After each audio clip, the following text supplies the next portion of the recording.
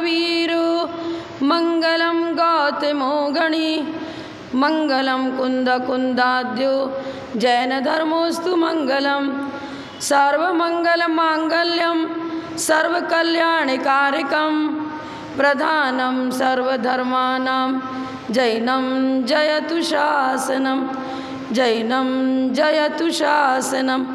जय बोलो श्री अनंतानंद परम सिद्ध भगवान की, 1000 श्री शांतिनाथ भगवान की, परम पूज्य आचार्य श्री आदि सागर जी महाराज की, परम पूज्य आचार्य श्री शांति सागर जी महाराज की, परम पूज्य प्रथम गणयारिका रत्न श्री 105 विजयमती माता जी की, जैन धर्म की जिनवानी माता की,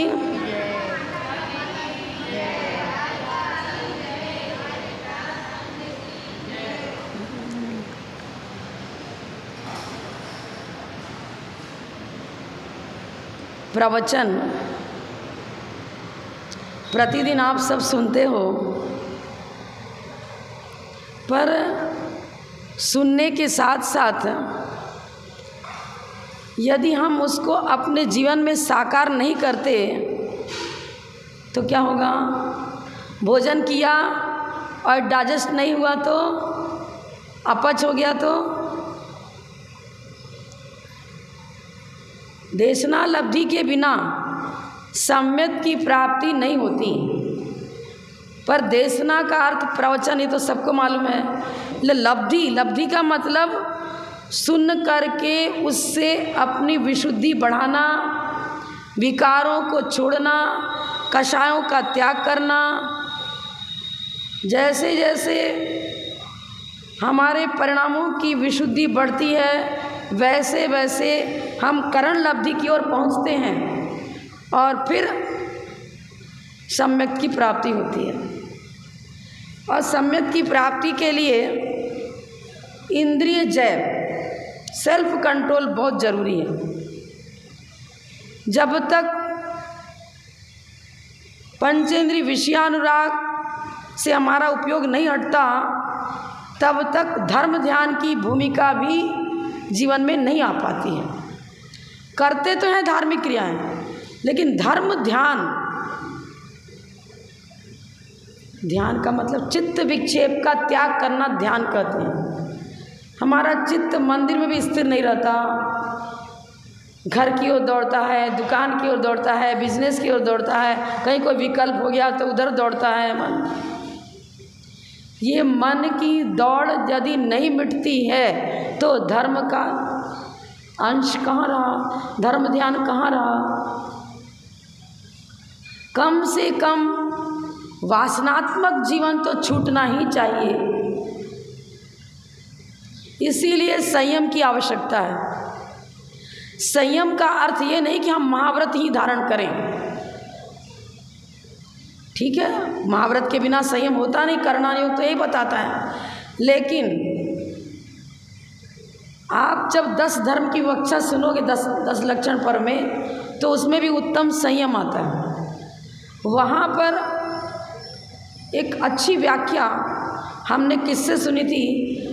दिल्ली में जो विद्यानंद महाराज जी रहते थे, अभी तो वो है नहीं, अधिकांशतः उनका निवास वहीं रहा,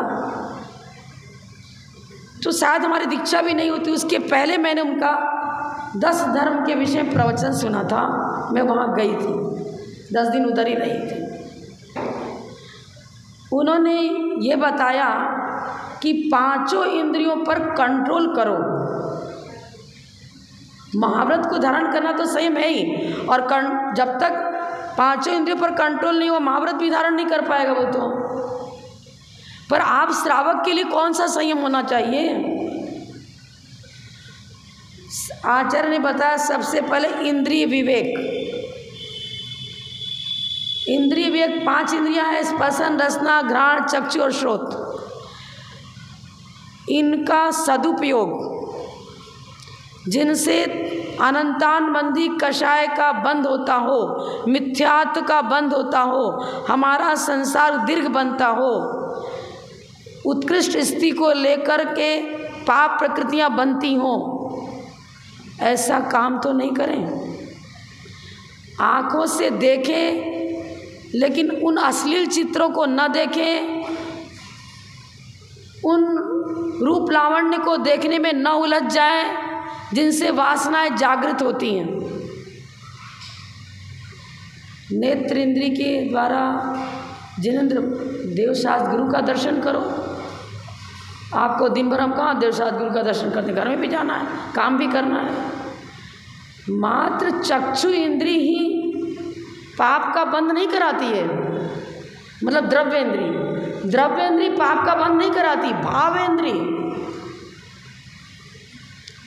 आप रसोई घर में भोजन बना रहे हो लेकिन अंतरंग में चिंतन चल रहा है, हम संवेद शिखर की वंदना करें, उसमें याद है यदि दोहे तो बोलने लग गए। अब आपका उपयोग यदि देव वंदना में है, भोजन बनाते समय भी, भोजन करते समय भी, प्राचीन पद्धति ये थी कि बुजुर्ग लोग भी जब घर में भोजन करने बैठते तो सबसे पहले 9 बार नमोकार मंत्र बोलते और ऐसे दिग्बंधन करके नमस्कार करके तब अपना भोजन शुरू करते। और साधु संत तो इसी प्रकार करते ही, एकाक्षर करते हैं, भक्तियाँ बोलते हैं, उसके बाद आप शुरू करते हैं, जिससे चिंतन में सात्विकता रहे, चिंतन में धर्म ध्यान बना रहे। शरीर ही धर्म ध्यान नहीं कराता। कोई व्यक्ति झाड़ू बुहारी कर रहा है, बर्तन मांज रहा है, कोई दूसरा घरेलू काम कर रहा है, दुकान में बैठा हुआ है, लेकिन उसका उपयोग कहाँ है? मेरे से कोई ऐसा अनीति अत्याचार न हो जाए जिससे तीव्र स्थिति को लेकर पाप का बंध होता है। ईमानदारी पूर्वक न्यायोपात धन अर्जित करता है और घर का काम भी कर रहा है, जीव रक्षण करते हुए। चींटियों का ढेर लगा है और आपने पानी डाल दिया तो उस पर क्या होगा? हम क्या करें, मुझे सफाई करनी थी, आप ऐसा बोलो नहीं। जैन धर्म कहता है चलते फिरते उठते सोते जागते बैठते काम आप घरेलू कर रहे हो, आरंभी हिंसा वाला काम चल रहा है, उद्योगी हिंसा वाला कार्य चल रहा है, लेकिन आपका उपयोग नहीं। अब आरंभी हिंसा से तो बच नहीं सकते, श्रावक हैं, सफाई घर की करनी पड़ेगी, बर्तन भी मांजना ही पड़ेगा, सब घरेलू कार्य करना पड़ेगा। उनको शरीर से घरेलू काम कर रहे हैं लेकिन मन में चल रहा है क्या? जिनेंद्र भक्ति की पंक्तियां गूंज रही हैं, कुछ नहीं तो नमोकार मंत्र ही। सेठ सुदर्शन की कथा सबको पता है। वो पहले ग्वाले की पर्याय में था, जंगल में गया, देखा कि एक मुनिराज इस शीतकाल में भयंकर सर्दी, दिसंबर जनवरी का महीना, और चट्टान पर बैठे हुए हैं, खूब तेज ठंडी हवा चल रही है। मुनिराज के प्रति उसकी भक्ति जागृत हुई। अब क्या करे, इनको तो ये तो उठेंगे नहीं, ध्यानस्थ हैं। महाराज सर्दी लग रही, यहाँ क्यों बैठे, कुछ सुन नहीं, ध्यानस्थ हैं।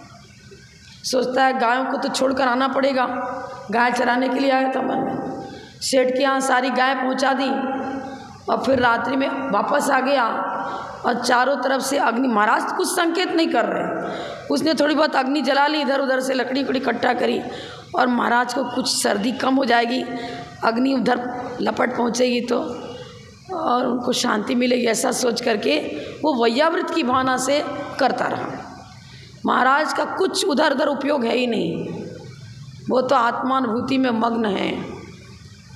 जब उनका ध्यान प्रातःकाल विसर्जित हुआ, देखा कि ग्वाला बैठा हुआ है। अब जब अग्नि की तपन आ रही तो मालूम तो पड़ेगा कि हाँ कुछ न कुछ तो है, तो सोचा यही रात भर वैयावृत कर रहा होगा। उसको पूछा क्यों, तो क्या हुआ, कैसे? मैं इस आपकी सेवा के लिए यहाँ आया था। तो ऐसा कर, तू नमोकार मंत्र सीख ले तो तेरा सब दुख दारिद्र सब इससे दूर होगा। ये महामंत्र है, सब पापों का नाश करने वाला, सब प्रकार से अपना भूत भावी वर्तमान जीवन इससे सुखी होता है। अब नमोकार मंत्र बोलते हुए भी मुनि महाराज आकाश मार्ग में आकाशगामी विद्या सिद्धि चले गए, रिद्धि के बल से। इसने सोचा हमें यही नमोकार मंत्र दिया इन्होंने। महाराज ने ये बताया था कोई भी काम कर पहले नमोकार मंत्र बोलना, कोई भी काम करो नमोकार मंत्र का चिंतन करना। अब सेठ जी कोई भी काम बताते तो पहले नमोरी अंतरण बोलता। सेठ बोलने लगे अरे ये मंत्र तू कहाँ से लाया, तुम तो अजैन हो, जैन हो नहीं, कहाँ से लाया, बता दिया। अब देखो भूमिका, आगे पूरी कहानी सुनाना नहीं मुझे, तो वो हर काम के पहले नमोकार मंत्र बोलता था। अचानक नदी में बाढ़ आ गई और उसकी सारी गायें नदी के उस पार थी। समय सायंकाल हो चुका था समय। अब क्या करूं, गायों को तो लाना पड़ेगा। वो नदी में कूद पड़ा। तैरना तो आता था लेकिन जहाँ कूदा था वहाँ एक लंबा बांस गड़ा हुआ था और पेट पर ही वो नुकीला बांस घुस गया, पेट में घुस कूदा। बांस सीधे खड़ी थी, पेट में चुभने थी, पेट फट गया उसका, खून की धारा बह गई और मर गया।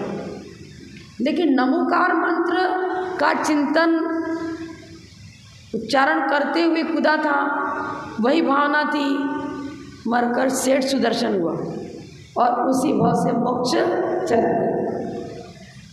आप लोगों से पूछा जाए कि आप तो जैन हो, कितनी नमोकार मंत्र की माला फेरते हो?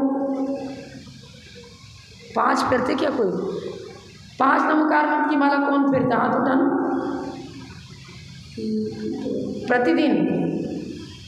प्रतिदिन नमोकार की 5, दूसरी मिला के नहीं बोलते आप फेरते। उपस्थिति कितने लोग की है यहाँ पर? किचन में कितने घंटे काम करते हो? आपस में भी कथाओं में बातचीत, क्या बनाया, क्या खाया, क्या किया, कितनी बातें करते हो, कितना समय देते हो?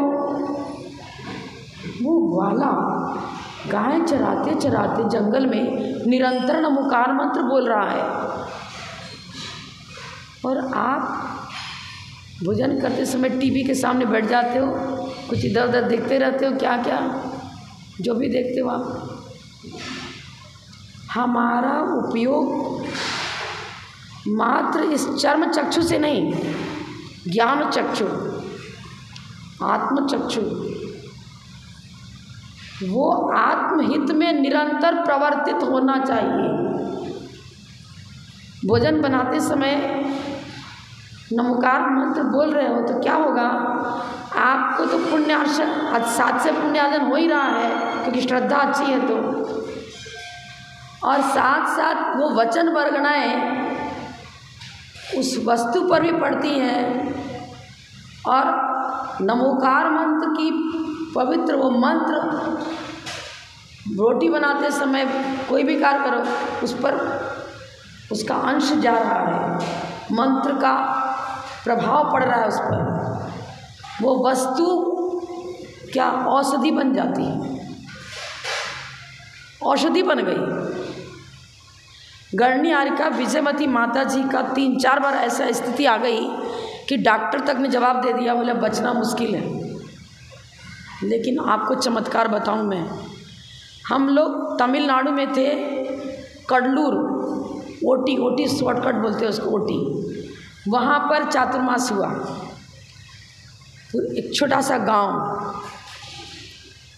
मंदिर भी छोटा सा ही, आदिनाथ भगवान की अति प्राचीन प्रतिमा और कुछ लंबा बरांडा था, उसमें बेदियाँ बनी थी, इतनी पट्टी पतला सा बरांडा और भीतर बेदियाँ थी, बस इतना ही कुछ था और कुछ भी नहीं था। ना सोने की जगह, ना कोई कमरा, ना कोई हॉल। आहार बनाने के लिए माली जिसमें खाना बनाता था उसने खाली कर दिया, यहीं चौका कर लो। ब्रह्मचारियाँ नहाती थी तो मालिनी के घर में ही जा कर के उसके बाथरूम में जाकर नहाना धोना करना। आकाश में कहीं पर खुले जगह पर धोतियाँ सुखा दी, सब कर दिया, समेट के रख दिया। लेकिन क्षेत्र का प्रभाव इतना अधिक होता है,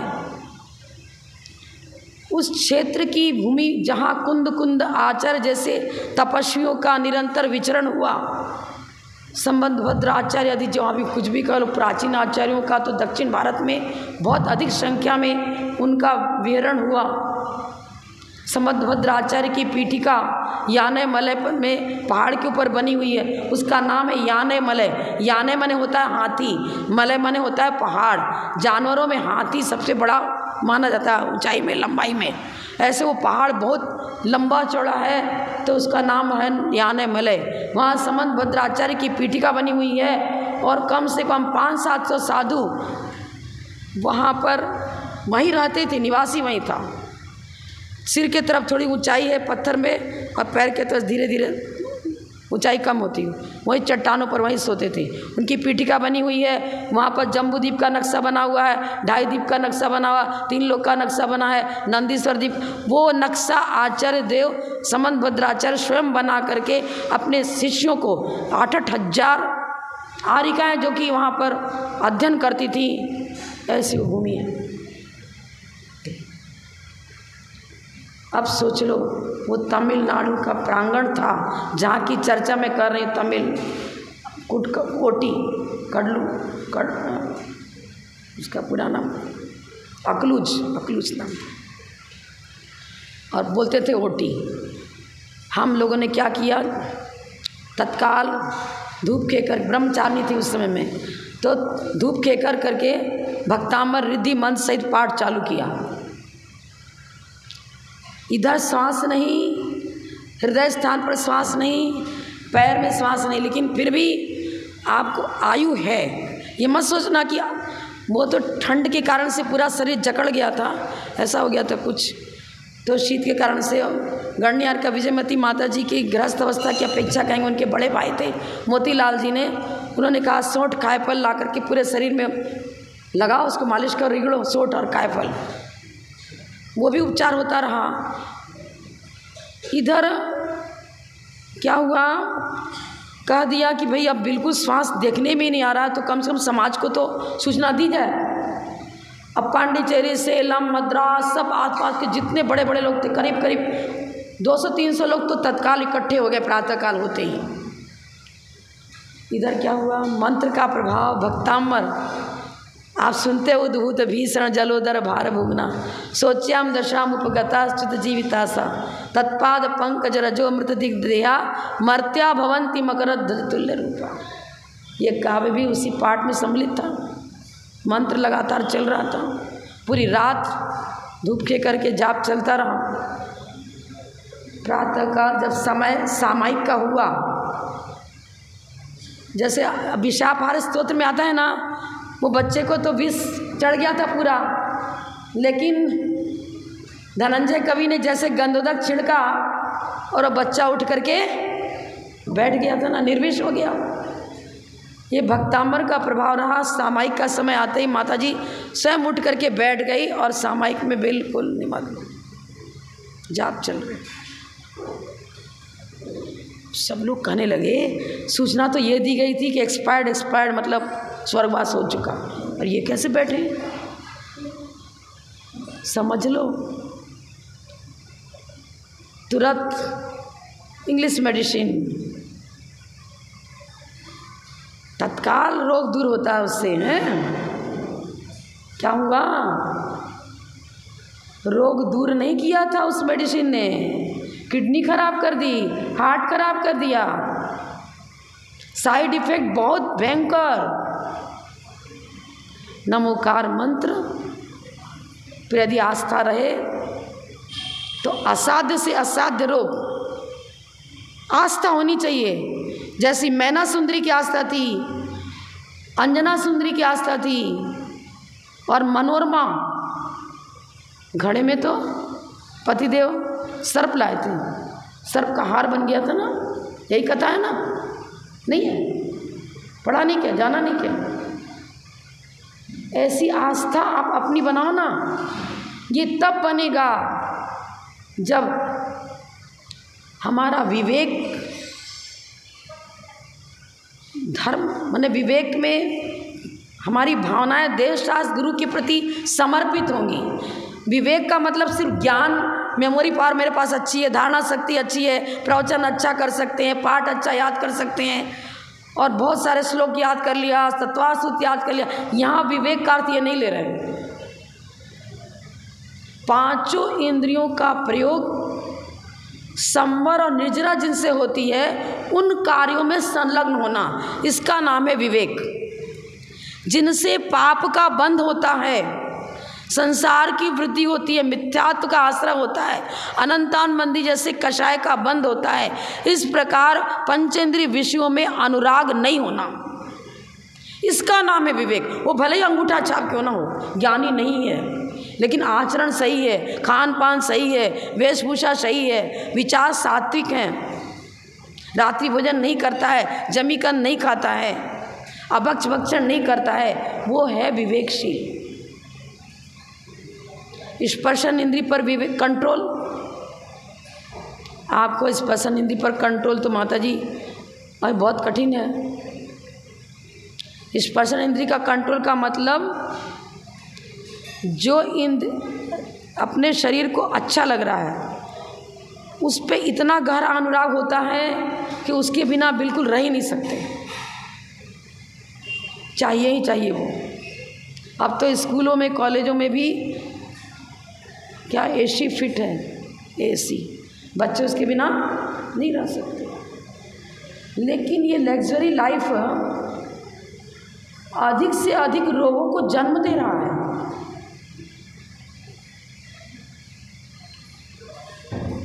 एसी आपकी जो अंदर की ब्लड सर्कुलेशन है उसको बिगाड़ता है। ये पंखा से नहीं हुआ उतना हानि, कूलर से भी संभव उतनी हानि नहीं हो जितनी हानि एसी से होती है। अब रहने के अभ्यस्त हो गए, रह नहीं सकते उसके बिना। अब सोचो ये इंद्री का अनुराग, आप यहाँ 1 घंटा पूजन करते हो और एसी में रहते हो 8 घंटे 15 घंटे। अब इनकम, आय और व्यय कितना हुआ, कितना परसेंटेज तो पुण्य का आश्रय हुआ और परसेंटेज कितना अधिक पाप का हुआ। प्रयास धीरे धीरे करेंगे, आवश्यकताओं की पूर्ति करो, विलासिता में मत पड़ो। जहाँ तक कोशिश करो, खास करके हमने देखा है, चलो घर में आप तो बहुत लिमिटेड यूज करते हो, कमरे से बाहर निकलना तुरंत एसी बंद करते हो, तुरंत पंखा कूलर सब बंद करते हो, और यहाँ से जाने के बाद अब माली जाने उसको जब फुर्सत मिलेगा तो करेगा बंद। आपको तो बैठना है, उठ के चल दिए। इधर क्या हुआ, एक कबूतर आया, टकरा गया और मर गया। चलाने के समय तो खुद चलाकर बैठे थे और जाने के समय उठकर चले गए। बस यही बंद का कारण है, विवेक नहीं रहा। ठीक है, हिंसा से नहीं बच सकते, लेकिन अनर्थ दंड के रूप में जो हिंसा होती है बिना प्रयोजन, उससे तो बच सकते हैं। कान से गंदी बातें नहीं सुनना, गाली गलौज, एक दूसरे के प्रति राग द्वेष की भावना जग रही है। आज तो धर्मोपदेश के नाम से राग द्वेष को जागृत किया जा रहा है। चल तो रही रत्नकरण श्रावचार काल की क्लास, लेकिन प्रकरण दे रहे हैं उसमें अमुक साधु द्रव्यलिंगी है, वहाँ नहीं जाना। तो भैया आपके पास कौन सा थर्मामीटर है?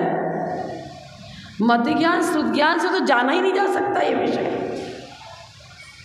हम उस पंडित से स्वयं पूछेंगे, पहले अपना परसेंटेज तो बताओ कि आपका इस समय अनंतानमंदी कषाय का उदय है कि अप्रत्याख्यान का उदय है कि प्रत्याख्यान का उदय है, वो भी उत्कृष्ट वाला है कि मध्यम वाला है कि जघन्य वाला है। इसके लिए कौन सी कुछ ऐसी मशीन चली है क्या? माप तोल के बताओ तो सही। अपना मूल्यांकन हम स्वयं नहीं कर पाते हैं, फिर दूसरे का मूल्यांकन करने के लिए खड़े हो जाते हैं, ये ऐसा वो ऐसा वो ऐसा। परात निंदा प्रशंसे सदसद गुणोच्छादने भावने च नीचर गोत्रस्य, नीच गोत्र का बंध होता है। मेरे गुरु प्रशंसनीय है पर किसी दूसरे गुरु ये अप्रशंसनीय, निंदनीय है। कैसे निंदनीय?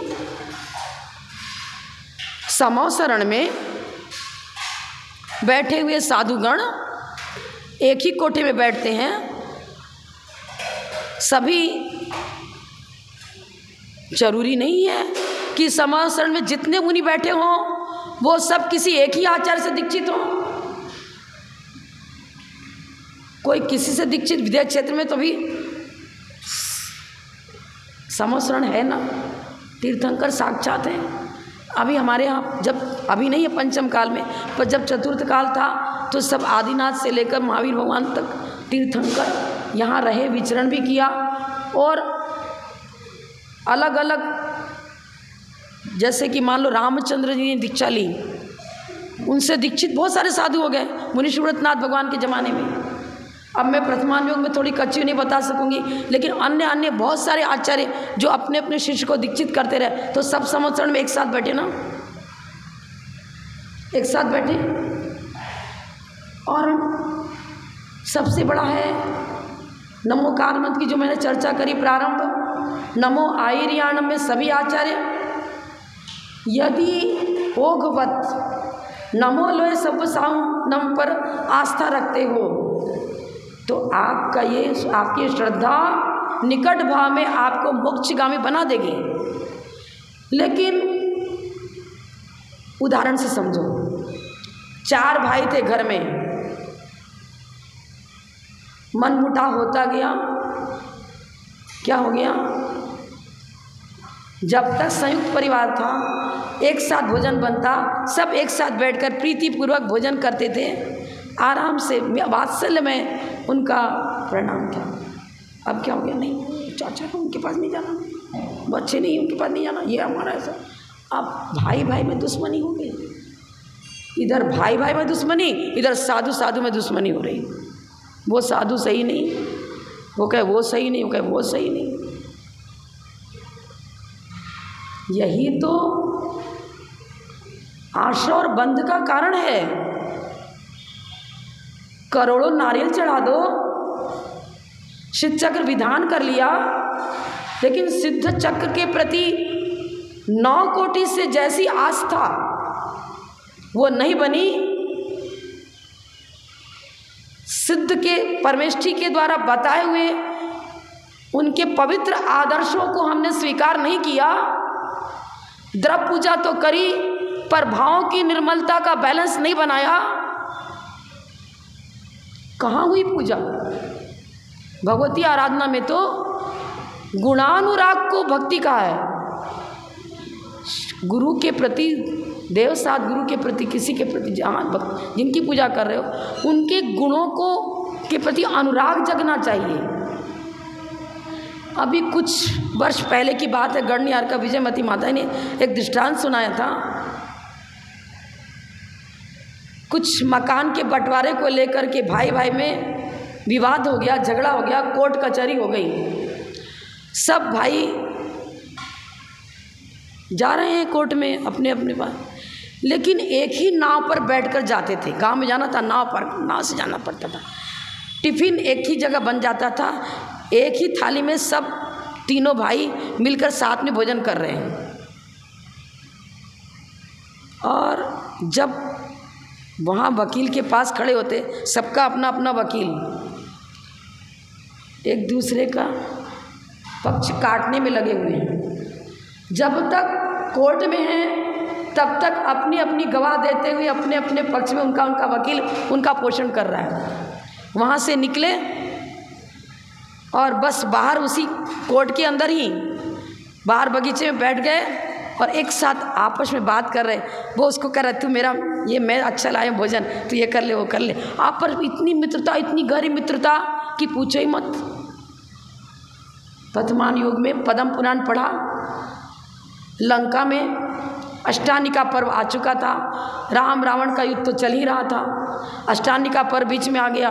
वही शांतिनाथ भगवान के मंदिर में दोनों पक्ष विपक्ष वाले सभी, रावण के पक्ष वाले सारे उनके परिवार सहित, वो भी उसी वेदी पर, एक टेबल पर, एक थाली में अर्घ चढ़ा रहे हैं, पूजन कर रहे हैं शांतिनाथ भगवान। युद्ध स्थगित कर दिया गया, मित्रवत पूजन पाठ चल रहा है सब। अंदर से यदि कषाय नहीं निकलती हैं, पारस्परिक परिवारों के आपस के अपने परिजन पुरजनों के प्रति तो किसी प्रकार क्षम्य हैं, लेकिन गुरुओं में भी मन में विकर्षण, विषयानुराग में तो आकर्षण, भोजन में बहुत आकर्षण, ड्रेस अच्छा होना चाहिए, मकान अच्छा होना चाहिए, फर्नीचर अच्छा होना चाहिए। वो पंडित को ये भी तो सिखाना चाहिए कि इसके प्रति अनुराग छोड़, विषय वासनाओं को जागृत करता है, उससे ज़्यादा उत्कृष्ट स्थिति का बंद होता है। गुरुओं को आहार देने से शुभम चक्रवर्ती वो खीर के प्रति ज़्यादा लालसा जग गई थी और गरम गरम खीर मुंह में डाल लिया तो क्या हो गया, गुस्सा, मुंह जल गया और गुस्से में रसोइयों पर क्या क्या रत्न में कटोरा था वही फेंक करके मार दिया, मर गया। तो बेंतर बन गया, सताया और फिर 7वें नरक चला गया। तो पंचमी विषयानुराग से 7वें नरक गया था और देवसात गुरु की पूजा करते करते कोई 7वें नरक का बंद किया क्या? आज तक नरक का बंद किया क्या? नरक में गया क्या कोई? द्रव्यलिंगी को पूजने वाला भी नरक नहीं जाता।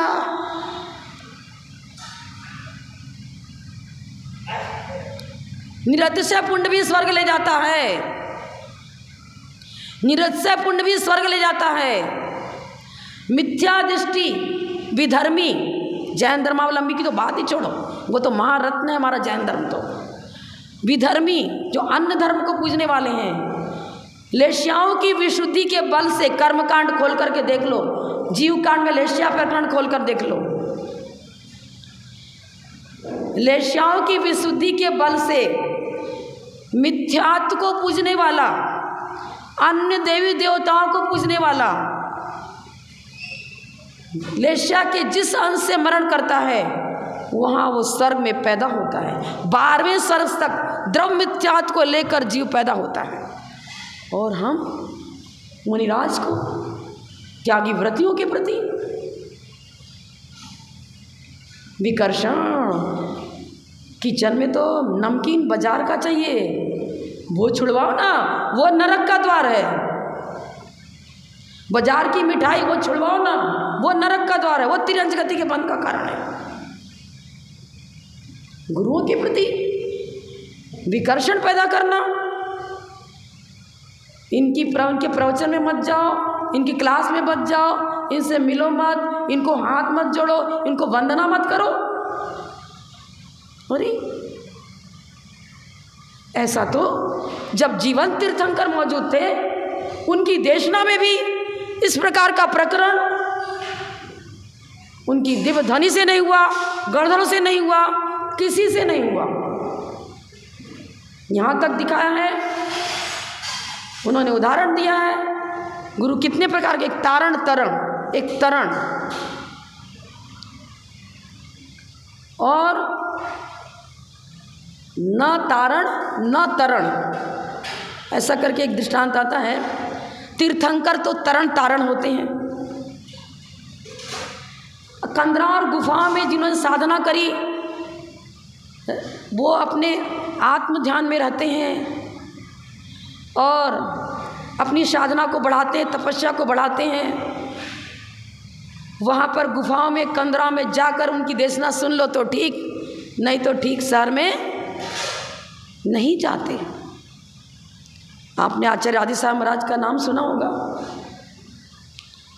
आचार्य शांति सागर महाराज जी जब गृहस्थ अवस्था में थे तब आचार्य आदि सागर महाराज को कंधे पर बिठा करके वेद गंगा दूध गंगा पार कराते थे और उनको उनके गुफा स्थान तक पहुंचाते थे। उनको वो आचार्य आदि सागर महाराज कंजरा और गुफाओं में ही रहे, शहर में आए ही नहीं कभी। वहीं उन्होंने तपस्या करी और वहीं समाधि भी करी कुंजवन में।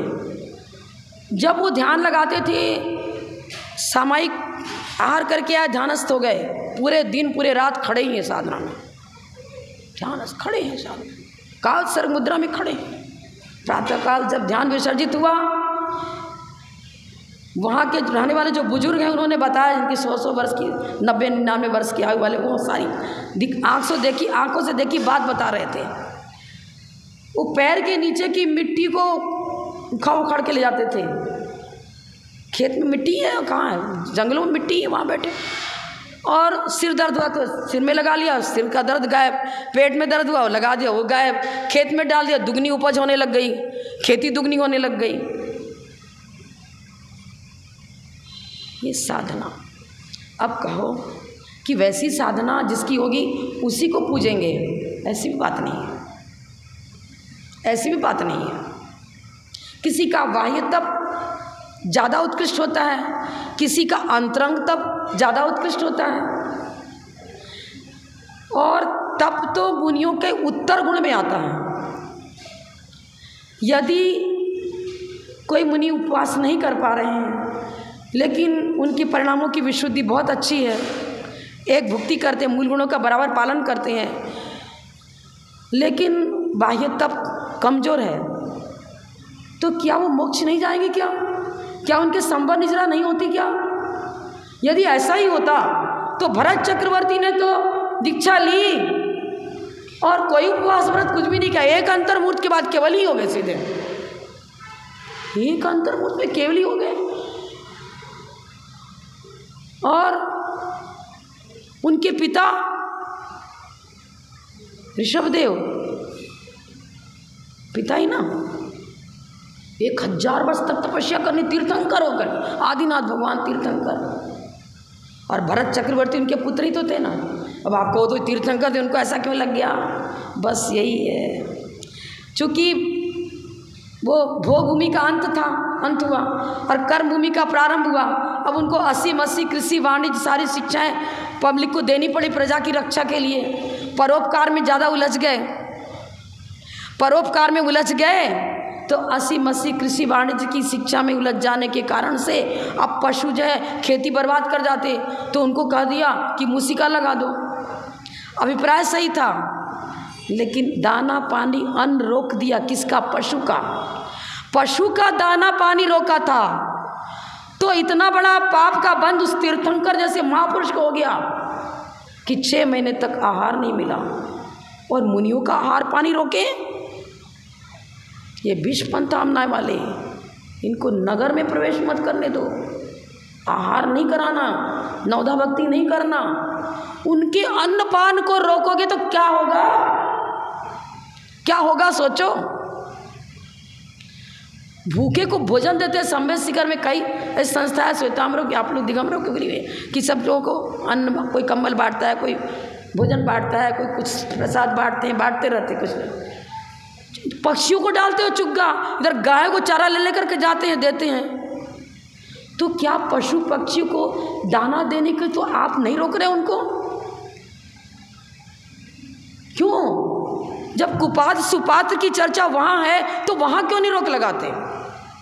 विवाह मंडप, विवाह होता है तो जितने विवाह में आए, आपके शादी विवाह में उपस्थित हुए, क्या वो सब सम्यक दृष्टि ही है क्या? फिर मिथ्या दृष्टि को भोजन क्यों करा दिया वहाँ पर विवाह में? अपने परिवार का ही भरोसा नहीं कि कौन सम्यक दृष्टि, कौन मिथ्या दृष्टि, कौन सा मापतौल है? भाव निक्षेप से क्या समझोगे आप? कर्णानुयोग से क्या बोल सकते हो? गुणस्थान बता सकते क्या? हम भी अपना गुणस्थान नहीं बता सकते। साधना कर रहे हैं, प्रयास कर रहे हैं आगे बढ़ने का।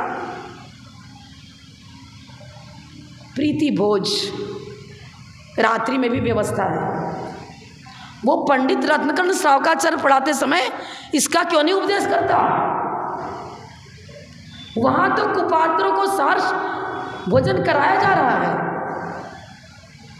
क्यों? गुणस्थान पहला भी हो सकता है। जैन कुल में पैदा होने मात्र से सभी चतुर्थ गुण स्थानवर्ती नहीं हो गए। यदि वहां हो गए तो फिर यहाँ क्यों डिवाइड? यदि वहां सभी सम्यक दृष्टि है, सभी चतुर्थ जो जैन कुल में पैदा होता है वो सब सम्यक दृष्टि है, तो ये साधु भी तो जैन कुल में पैदा हुए हैं। यहाँ क्यों मिथ्यात्व लगाया जाता है? यहाँ को लगाया जाता है? ये द्रव्यलिंगी, ये भावलिंगी क्यों लगाया जाता है?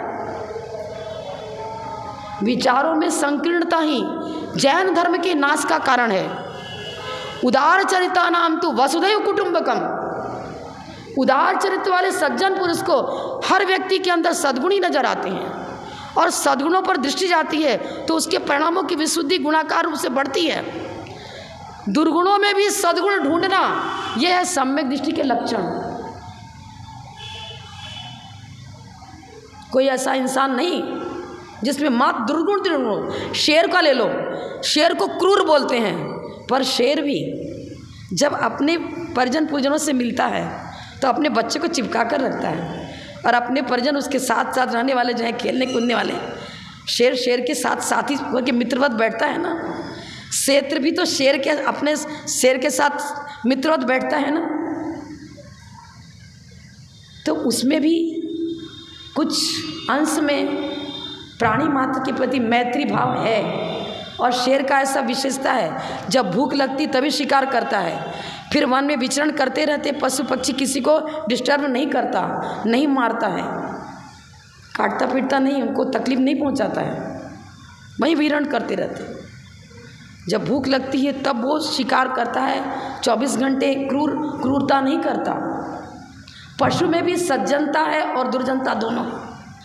प्रत्येक पशु को, किस कुत्ते को ले लो, क्रूर है, लेकिन आप उसको भोजन देते हो ना तो स्वामी की रक्षा करता है, वो स्वामी भक्त होता है वो।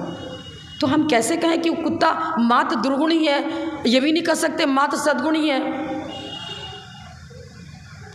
जब तक घातिया कर्म नष्ट नहीं हुए, कषायों का निष्कासन नहीं हुआ, हम तो कभी नहीं बोलेंगे। यदि बोल देंगे तो आगम के विरुद्ध वचन हो गया। हम तो यही बोलेंगे, अभी तो मेरे अंदर सब कसाए हैं, उदय भी चल रहा है, सत्ता में भी है, बंध भी हो रहा है। कहाँ बंध विच्युति हुई? संजन कसाय की बंध विच्युति अभी हम नहीं कर पाए, प्रत्याकरण कसाय की बंध विच्युति भी नहीं कर पाए, क्योंकि मेरा 5वां गुण स्थान है। अभी कषायों का बंध भी हो रहा है, उदय भी चल रहा है, और हम अपने को निष्पाप घोषित कैसे कर सकते हैं? हम अपने को निष्पाप घोषित नहीं कर सकते।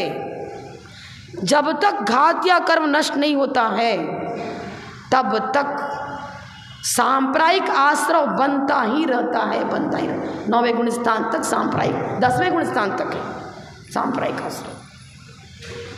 पाप का बंध हो रहा है। प्रकृति प्रदेश बंध 13वें गुण स्थान में है, स्थिति अनुभाग वहाँ नहीं है। तो जब मेरा आर्त रौद्र ध्यान होता है तब तो पाप का बंध हो रहा है। 6ठे गुण स्थान तक आर्त ध्यान है, रौद्र ध्यान नहीं है। और 4थे गुण स्थान में तो आर्त ध्यान भी है और रौद्र ध्यान भी है, सभी है। जब तक जैन फिलॉसफी में न्याय ग्रंथ को नहीं, अगर बुद्धिपूर्वक नहीं, मैं बार बार यही कर रही हूँ, इस चातुर्मास में आपको यदि कुछ लॉजिक लेना है, मैं तो पोस्टमैन हूँ, सीधा सीधे बोलती हूँ। मैं तो तीर्थंकरों की वाणी को सुनाने के लिए कुछ क्यूरियोसिटी रखती हूँ कि आप भी जान लो। कम से कम द्रव्यार्थिक नय के भेद कितने, पर्यार्थिक नय के भेद कितने, इसको जब तक नहीं समझोगे, नय प्रमाण नय अधिगम, प्रमाण और नय के द्वारा वस्तु स्वरूप का निरूपण समझना ही पड़ेगा। और आलाप पद्धति है, न परीक्षा मुख है, न्याय ग्रंथ जो भी आप सिंपल समझो, न्याय दीपिका है, इनको पढ़ने के बाद जो विशुद्धि आपकी बढ़ेगी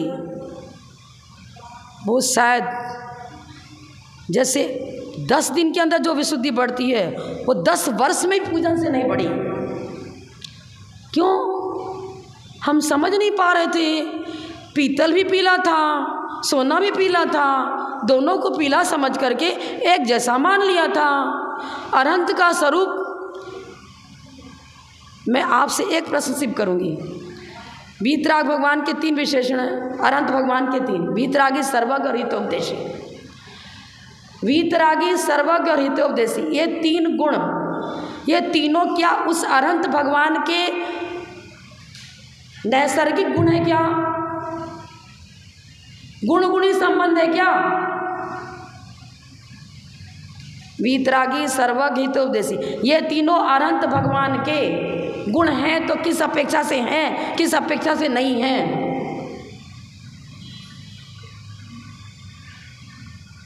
भाई एक आप तो बताओ, खूब तो क्लास लेते हो, पाठशालाएँ चलती हैं भाई,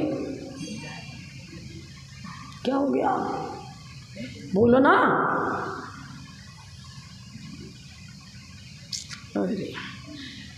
वीतरागी कहा, पहले तो इस कानून समझे, जब तक सरागता है, सराग चारित्र पूर्वक किसी को मोक्ष नहीं हुआ, छठे गुण स्थान तक सराग चारित्र होता है, उसके बाद वीतरागता की ओर बढ़े, और जब घातिया कर्म नष्ट हो गए, मोहनी कर्म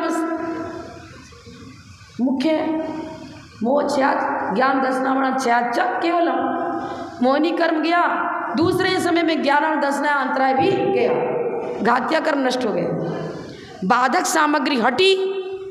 अब साधक को प्रकट करने के लिए कोई पुरुषार्थ की आवश्यकता नहीं है। एक बीच में आपने आड़ लगा दी, बेंच लगा दी, कोई काले रंग का अच्छा लंबा चौड़ा बोर्ड लगा दिया पार्टीशन के लिए, उधर बहुत सारी उपयोगी चीज़ें थी और इधर भी थी, लेकिन बीच में बोर्ड लग गया था तो हमें उधर की चीज़ें नज़र नहीं आ रही थी, समझ में आया ना।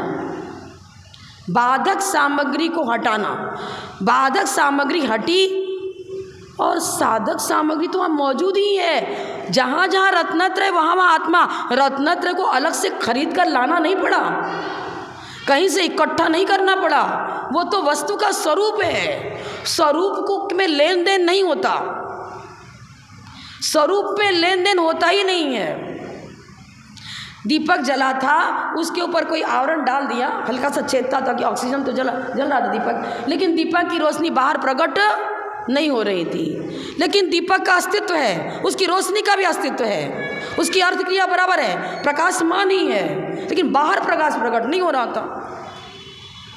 घातिया कर्म बाधक थे, वो घातिया कर्म बाधक हट गया, बाधक हटा तो रत्नत्रय तो ज्योतिर्मय आत्मा तो ज्योतिर्मय पहले भी थी, अभी भी है और आगे भी रहेगी। स्वरूप का स्वरूप त्रैकालिक होता है, स्वरूप का ना उत्पाद होता है ना व्यय होता है, स्वरूप तो स्वाभाविक है, पर उस स्वभाव को हम प्रकट नहीं कर पा रहे हैं। चट्टान तो नई खरीद के लाए थे अच्छी, लेकिन बारिश सारे आने पर कीचड़ जम गया, काई जम गई, बहुत दिनों तक छोड़ दिया था बाहर खुले में और उस पर जम गया कुछ ना कुछ काली से। इसी तरह कर्मोपाधि निरपेक्ष शुद्ध द्रव्यार्थिक नय से आत्मा ज्योतिर्मय है, सिद्धवत है, कालिमा हटानी है और आपकी ज्योति आपके पास है, कहीं से ना लाना है ना कहीं से इकट्ठा करना है, कुछ भी नहीं। वीतरागता, उसके बाद सर्वज्ञ, सर्वज्ञ सर्व माने अन्य द्रव्य, अन्य जीव मेरे जीव से क्या हो तो प्रदेश भेद है, अलग अलग है वो तो। कैमरे के अंदर आप सब आ गए, बैठे हो, यहाँ कैमरा लगा है, सब नज़र आ रहे हो, क्या कैमरे में आप स्वयं घुस गए क्या? रिफ्लेक्स है ना, कैमरे के अंदर इस प्रकार की कैपेसिटी है कि आपकी फ़ोटो उसमें आ जाती है। केवल ज्ञान भी एक ऐसा विस्तृत कैमरा है, समझ लो, इसमें लोक अलोक सब झलकते हैं, झलकते हैं। कैमरे ने आपके रूप का निर्माण किया था क्या? कैमरे ने क्या आपको जन्म दिया क्या? कैमरे ने इसके द्वारा आपका अस्तित्व प्रकट हुआ क्या? आपका अस्तित्व तो था ही, आप तो हॉल में बैठे ही थे, कैमरे लाकर उसमें फ़ोटो आ गई आपकी, बस। उपचरित व्यवहार नय से जिनेंद्र भगवान सर्वज्ञ हैं और उपचरित व्यवहार नय से जिनेंद्र भगवान हितोपदेशी हैं। उपचरित, मैं उपचरित नय से आरिका हूँ, मेरा स्वरूप नहीं आरिका बना, या मैं स्त्री तो भी उपचरित, नाम कर्म का कार्य है, ये तो शरीर निर्माण आदि उपचरित है। आपको मैं मनुष्य हूँ तो वो भी उपचरित नहीं हो गया, स्वरूप है क्या? यदि स्वरूप मान लेंगे तो पहले भी आप मनुष्य थे, अभी भी है और आगे भी रहोगे, फिर तो त्रैकालिक हो जाएगा व्यवस्था। वैसे तो होती नहीं है, आयु समाप्त होते ही कोई दूसरी आयु प्रारंभ होती है। जैन लॉजिक नहीं सीखा तो सम्यक दर्शन की उत्पत्ति व्यवहार नय से आप मान लो, है नहीं, मान लो मुझे सम्यक दर्शन है, लेकिन जब तक प्रमाण और नयों की विवक्षा पूर्वक प्रमाण नहीं अधिगम निर्देश स्वामित साधना रस्ती विधांत सत्संख्या चेत स्पर्शन कालांतर भावल बहुत पैसा, इन अनियोग द्वारों के द्वारा जब तक मैं अपने स्वरूप को नहीं समझूंगी, स्वपर का बोध नहीं होगा, वेद विज्ञान के बिना मुक्ति की प्राप्ति नहीं हो सकती, नहीं हो सकती, नहीं होगी। और आज की दुनिया बस कहानी सुना दो, प्रवचन कर दो, थोड़ा ऐसा कर दो, वो भी ज़रूरी है विषय को रसिक बनाने के लिए। अब बालक को पहले होम्योपैथी दवा देते तो क्या करते ना, मीठी मीठी गोली ले आते शक्कर की, उसमें दवा डाल के दे देते हैं। तो मिठास भी चाहिए, लेकिन मात्र मिठास हो और औषधि न डाली जाए तो क्या रोग दूर हो जाएगा? क्या वो मिठास ने रोग दूर नहीं किया, औषधि ने किया ना, पर मिठास पूर्वक उसको औषधि खिलाई गई। वर्तमान योग वही है, मीठी गोली जन्म जरा मृत्यु रोग निवारण कराने वाली। लेकिन वर्तमान योग में साथ साथ में द्रव्यान्यों की औषधि उसमें घोटकर पड़ी हुई है, कर्णान्यों की औषधि भी उसी में है। कोरा कहानी नहीं है, कोरी कहानी नहीं है, उसमें सब सिद्धांत भी देते हैं, चारों अन्योग सम्मिलित है। समझो, दूर भागते हैं प्रवचन से, साधुओं से दूर भागते हो हैं? और कहीं नृत्य होता हो, कच्चा संगीत होता हो, पूरा हॉल भरेगा एकदम ठाट बाट से, और भोजन की व्यवस्था फिर तो देखो और मस्ती। तो क्या हो गया? भोजन से अनुराग रहना, जिसमें अनुराग, बस आप समझ लो जिधर आपका अनुराग जा रहा है उसी प्रकार से बंध, उसी प्रकार से आश्रय, उसी प्रकार से संभव निद्रा। मंदिर में उपस्थिति पुण्य का बंध नहीं कराएगी। मंदिर में उपस्थिति होने के बाद कितने अंशांश में आपके अंदर वैराग्य और वीतराग प्रणति चल रही है, वो जितने जितने अंश में वीतराग प्रणति है वो आपको संभव निद्रा कराएगी। यहाँ आके बैठने मात्र से ना संभव, ना निद्रा, ना आश्रय और बंध। ये भूमि थोड़ी आश्रय बंद करा रही है, भूमि बाह्य निमित्त बन सकती है, सहकारी कारण बन सकती है, इतना ही है बस। जब बोलो परम पूज्य प्रथम गणनियारिका रत्न श्री 105 विजयमती माता जी की जय, जय धर्म की जय। वाणी के ज्ञान से लोकालो तो वाणी मत जड़े सदा दे तो वाणी वाली